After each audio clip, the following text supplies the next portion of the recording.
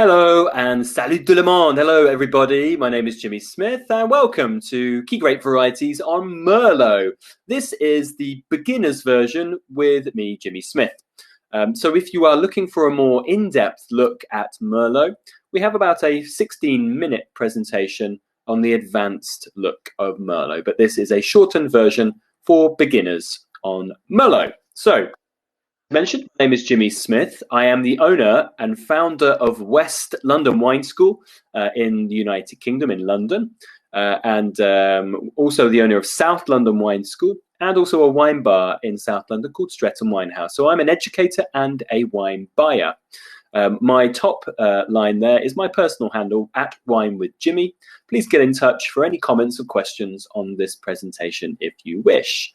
All of our websites are there for further information of all of our courses, tastings, and of course wine lists. So let's have a look at Merlot. We'll go through Merlot generically, where it's found in the world and what it tastes like. So Merlot is down in the southwest of France, an area around the shipping estuary called the Gironde. The Gironde is formed in the confluence of two other rivers, the Dordogne and the Garonne, and they form the Gironde. And Bordeaux is just offset from the Gironde, the city, and the region is all the way around that. So this is in the southwest of France. Our studies, ampelography studies, have found that Merlot is located from here and from here. So its spiritual kind of birthplace is this area. It is related, as we found out from the genetic studies of the vines, to Cabernet Sauvignon. So it's a sibling of Cabernet Sauvignon. Also Carmenère, which is a variety from Bordeaux originally, but today more found in Chile. Côte, which is Malbec, it's also related to this variety. So you'll often find them blended, grown around these varieties and blended with them because it's a common practice. Merlot is a variety that needs warmth, it needs heat, and it needs to ripen well. So it will be found in moderate, warm, or hot climates. So somewhere like Bordeaux, for instance, the south of France, Spain, Italy. You don't find them so much in northern France or places like Germany or Britain. So it needs that warmth and it needs that sunlight. You can find Merlot made on its own. This is more common in places like the south of France and the New World. Where it comes from, though, Merlot is more often blended with the varieties like Cabernet Sauvignon. And that is because Merlot offers as a counterpoint to sort of balance out other varieties. And also through the production of Merlot in the winery, oak will be used. This is as a fermentation vessel and also as a maturation before bottling. Different types of oak are used, different ages of oak are used, and also different levels of toasting of the oak.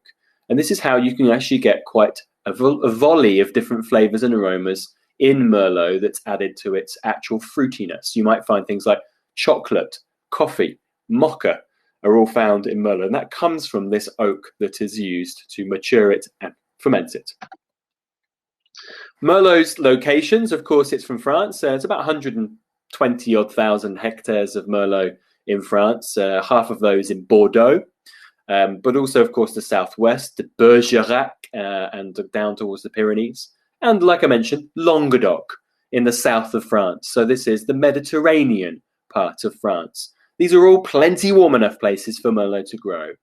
Italy, we find it in Tuscany and the north of Italy, but it's often blended in Tuscany. And in Friuli and Venetia, so Veneto, you'll find it often in single varietals, making normally full-bodied but simpler wines. California as a blending tool more commonly. Spain, anywhere that's located in Spain near to France, you'll find a lot of Merlot. That's Catalunya, Navarra. You'll find a bit of it. Chile and Australia, lots of it. Australia more often blended with Cabernet. Chile, actually quite a high proportion of single varietal Merlot, certainly from big producers and brands like Conchi y Toro, who make Casellero del Diablo, so the devil's cellar, as it were. So what does it actually taste like? So Merlot, as a variety, can be produced in a number of ways. When it's quite big volume, so this is normally inexpensive Merlot, maybe you're buying a bottle of Bordeaux Red for about £5 from a shop or a supermarket, then it will be more red fruits, things like red plum, strawberries, a red cherry. But in its best expressions, with smaller productions, with more intensity, it's more blackberry, black cherry, blueberry, more darker fruit characters. You'll often find, as the picture shows you here, lots of oak is found. We've talked about that already. So often things like oak-based characters, cigar, tobacco, smoke. But also, if the oak is heavily toasted, things like chocolate, coffee, mocha.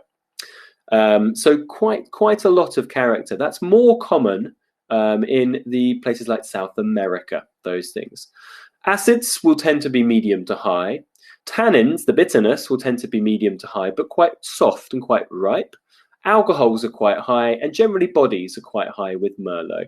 But it does depend on its production. So that really is Merlot at a beginner's look. I hope you've enjoyed it. I hope you've learned something.